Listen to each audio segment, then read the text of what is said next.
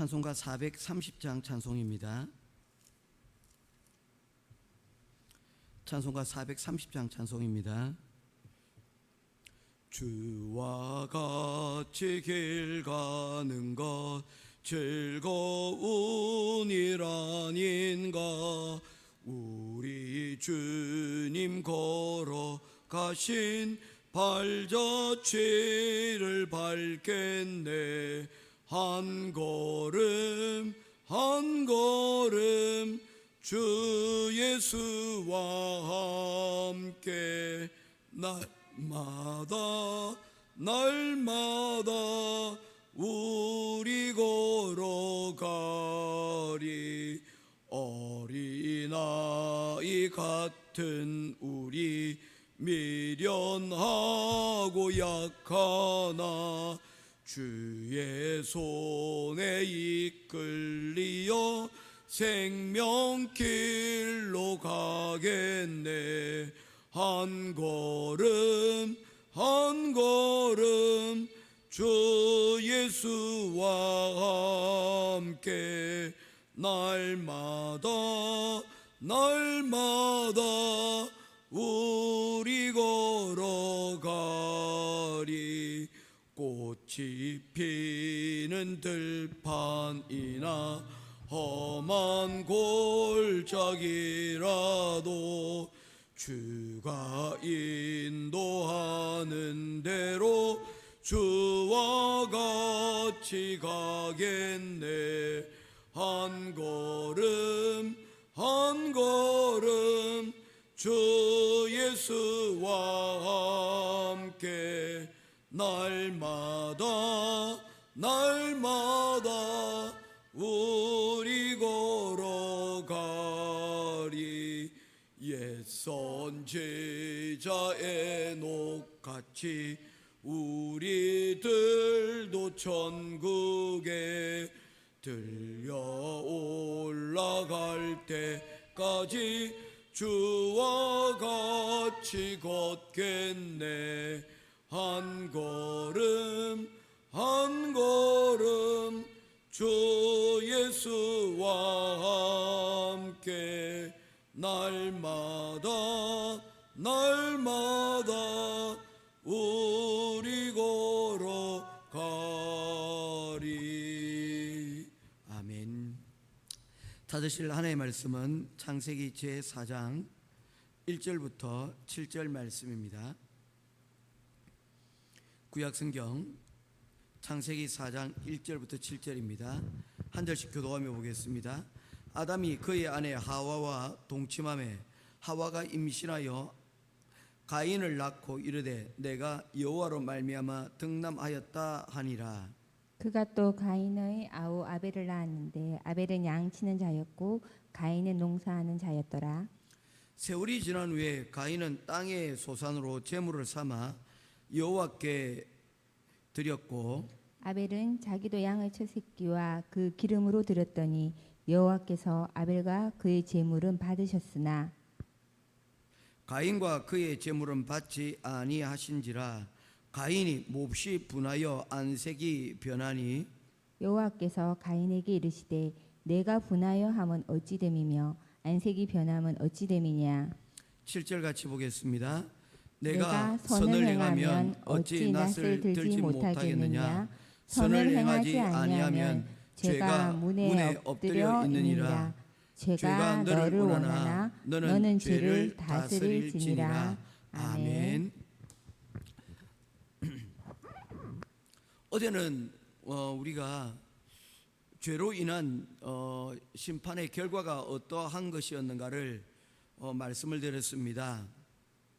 뱀과 그리고 여자 그리고 남자에게 각각 하나님께서 그들이 자신의 책임들을 다른 사람들에게 전가하였음에도 불구하고 하나님께서는 그들에게 책임을 묻고 계시는 것을 볼 수가 있습니다. 오늘은 그로 인하여서 에덴 동산으로부터 쫓겨난 이후에 그들의 모습을 오늘 말씀을 통해서 살펴보도록 하겠습니다. 첫 번째로 우리가 살펴볼 것은 그들이 이 에덴으로부터 쫓겨났음에도 불구하고 여전히 하나님께서 그들에게 은혜를 베푸시고 그들에게 함께 하셨다는 것을 볼 수가 있습니다. 4장 1절 말씀입니다. 아담이 그의 아내 하와와 동침하매 하와가 임신하여 가인을 낳고 이르되 내가 여호와로 말미암아 득남하였다 하니라 라고 말씀을 하였습니다.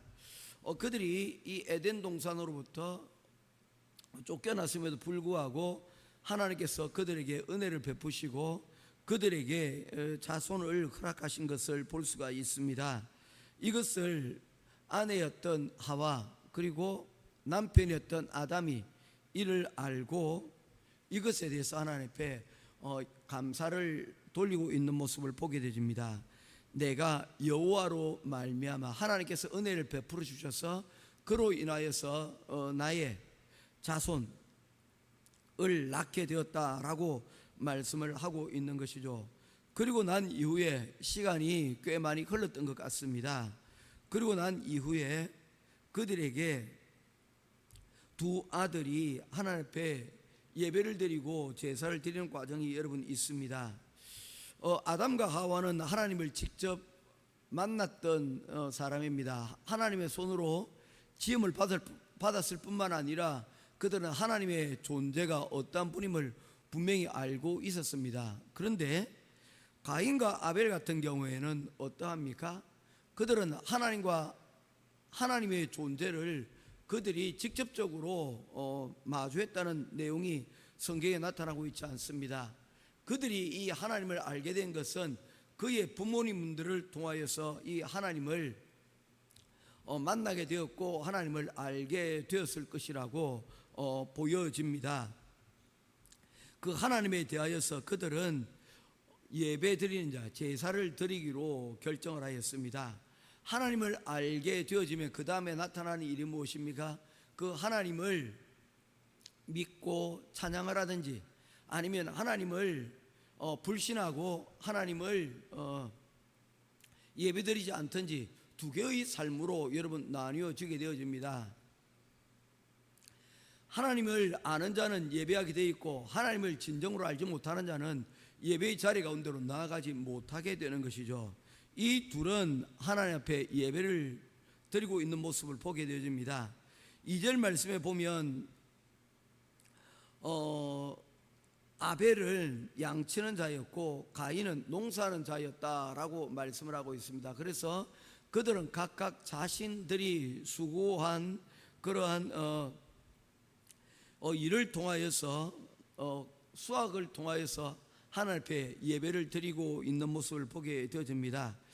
결과적으로 보게 되어지면 5절 말씀에 4절과 5절 말씀에 보게 되어지면 그 결과적으로 하나님께서는 아벨의 제물은 받으셨으나 가인과 그의 제물은 받지 않으셨다라고 말씀을 하고 있습니다.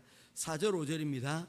아벨은 자기도 양의 첫 새끼와 그의 기름으로 드렸더니 여호와께서 아벨과 그의 제물은 받으셨으나 가인과 그의 제물은 받지 아니하신지라. 자, 여기에서 여러분 우리가 생각해 볼 것이 있습니다. 무엇으로 하나님 앞에 예배를 드려야 될 것인가? 가인은 농산물로 하나님 앞에 예배를 드렸고 아벨은 양으로 하나님 앞에 제물을 드렸다는 것입니다. 제물의 차이로 우리가 생각해 볼 수가 있습니다. 그래서 어떤 목사님은 말씀하기를 아벨은 피 있는 희생제물을 드렸고 가인은 희생제물을 피 있는 희생제물을 드리지 않았기 때문에 하나님께서 아벨의 제사는 받으시고 가인의 제사는 받지 않으셨다라고 말씀합니다. 그러나 과연 그것 때문일까요? 구약에서의 제사도 보게 되어지면 번제라고 하여서 희생 있는 제물로 하나님 앞에 예배를 드리는 경우가 있습니다.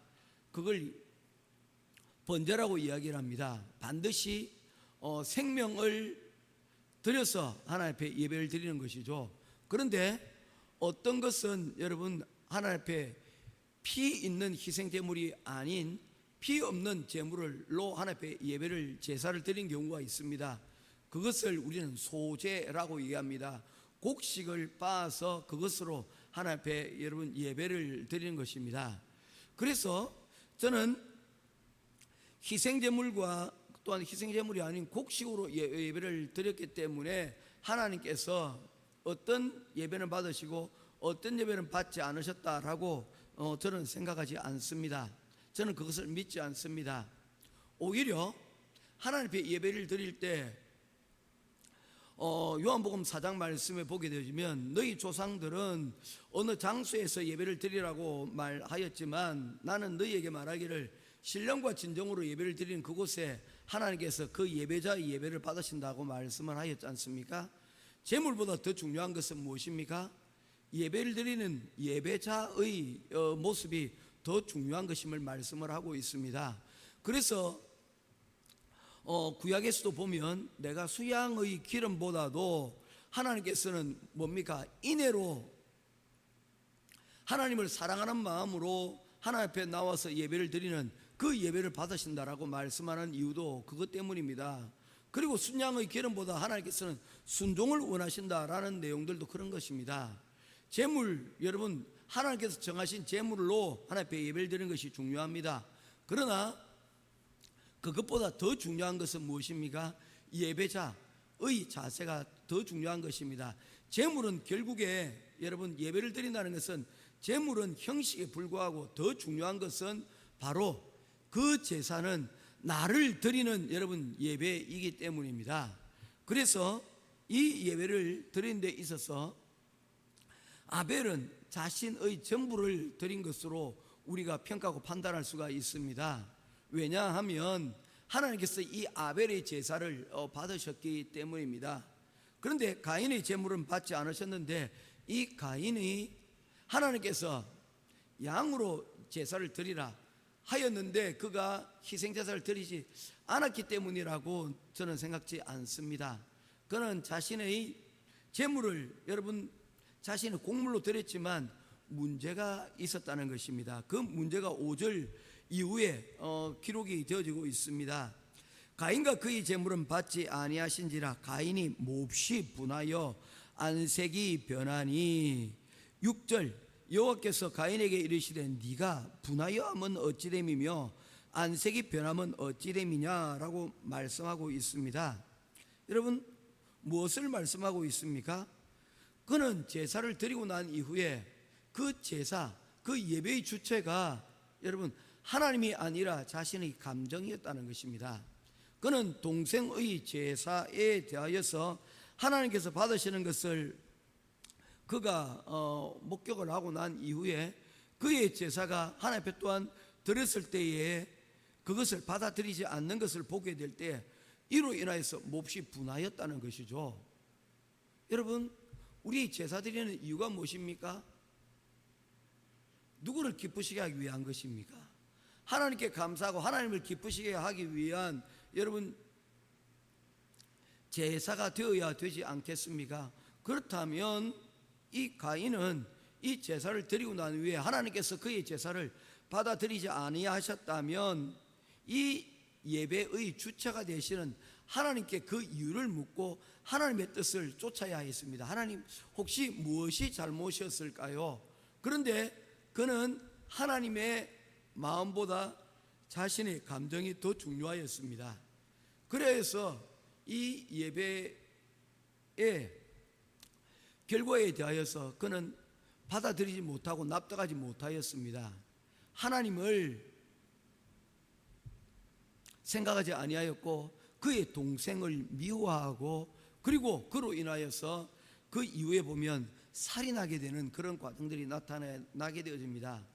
여러분 에덴은 생명으로 가득한 곳이었고 그리고 우리의 예배는 하나님 죄로 말미암아 우리에게 죽음이 왔으니 하나님 이 예배를 통하여 우리의 생명이 다시 하나님과 합하여서 생명을 회복하는 그 자리 가운데로 나아가야 됩니다. 그런데 그의 예배는 결국에는 여러분 생명이 아닌 죽음을 불러오는 결과가 되게 되었다는 것입니다. 이를 통하여서 잘못된 예배의 모습들을 우리에게 보여주는 것입니다. 무엇을 말씀하고 있습니까? 예배의 주체는 예배의 중심은 사람이 아니라 재물이 아니라 하나님이어야 하고, 그리고 또한 우리가 그 제물이 되어야 된다는 것을 말씀을 하고 있는 것입니다. 그래서 잘못된 예배의 태도에 대하여 하나님께서는 그 가인에게 그 잘못된 예배를 말씀을 하고 있는 것입니다. 자, 그리고 7절 말씀에 이 모든 것들에 대하여서 하나님께서 이와 같이 결론을 내리고 있습니다. 7절 말씀 같이 보도록 하겠습니다. 시작. 내가 선을 행하면 어찌 낯을 들지 못하겠느냐? 선을 행하지 아니하면 죄가 문에 엎드려져 있느니라. 죄가 너를 원하나 너는 죄를 다스릴지니라. 아멘. 여러분, 죄가 어디에 있다고 하였습니까? 죄가 여러분 문에 엎드려져 있는 거예요. 그래서 우리가 집을 나가거나 집에 들어올 때 여러분 조심해야 됩니다. 뭐 때문에 그렇습니까? 그 앞에 죄가 가만히 엎드려져 있기 때문입니다. 그래서 그 죄의 유혹과 죄, 우리의 부주의로 죄가 그 가까이에 있는 것을 우리가 보지 못하면 일하러 나가다가 그 죄에 여러분 넘어져서 우리가 또한 교회 문지방을 나가면서 또한 여러분 죄를 짓게 되어지고, 그리고 또한 여러분 예배당으로 들어오면서 또한 여러분 어떻게 됩니까? 그 죄에 넘어져서 여러분 우리가 예배를 드릴 때 하나님이 기뻐하시는 그러한 신령과 진정으로 드리는 제사의 자리 가운데로 나아가지 못하는 것입니다. 그러니 여러분 조심해야 된다는 것입니다. 죄가 우리 결코 먼 곳에 있지 않습니다. 우리 가까운 곳에서 우리를 여러분 호시탐탐 우리를 여러분 노리고 있다는 것을 말씀을 하고 있는 것이죠. 그런데 하나님께서 우리에게 주신 것은 무엇입니까? 그 죄가 아무리 우리 가까이에서 있어서 우리를 호시탐탐 노린다 할지라도 여러분 우리는 그것을 통제할 수 있는, 컨트롤할 수 있는 능력이 이미 우리에게 주어졌다는 것입니다. 그래서 죄가 문에 엎드려 있느니라. 그렇지만 죄가 너를 원하지만 너는 죄를 다스릴 수 있는 능력이 너에게 있으니 이 죄의 문제를 어떻게 하는 것입니까? 두려워만 하지 말고, 그리고 이 죄의 유혹에 자꾸 넘어지지 말고 죄를 다스리는 자가 되라고 우리들에게 말씀을 하고 있는 것입니다. 이제 말씀을 맺겠습니다. 우리는 우리의 욕심으로 말미암아 죄가 이 세상 가운데 시작이 되었고, 그 죄로 말미암아 우리의 생명은 죽음이 여러분 우리의 가까이에 여러분 가까이 위치하는 그런 결과를 낳게 되었습니다. 그러나 하나님께서는 이 모든 일들을 해결하기 위하여서 인간에게 하나님을 찾고 하나님께 예배할 수 있는 하나님을 찾는 능력을 우리에게 주셨고, 그 능력으로 말미암아 우리에게 다가온 죄지만 그것을 컨트롤할 수 있는 능력을 우리에게 허락하여 주셨다는 것입니다. 자, 오늘 우리에게도 여러분 여러 가지 선택이 있을 것입니다. 그 선택 가운데서 우리는 예배드리는 이 좋은 선택을 하였습니다. 이 예배가 형식적으로 시간만 때우는 예배로 끝나는 것이 아니라 이 예배를 통하여서 하나님을 만나고 또한 이를 통하여서 죄를 다스릴 수 있는 그런 하나님의 영광을 드러낼 수 있는 소중한 기회가 될 수 있기를. 그래서 우리 삶 가운데 생명의 그 약동력들을 여러분 누리고 또한 펼쳐나갈 수 있는 복된 하루가 될 수 있기를 주님의 이름으로 축원드립니다. 기도드리겠습니다. 고마우신 아버지 하나님, 은혜와 사랑을 감사를 드립니다.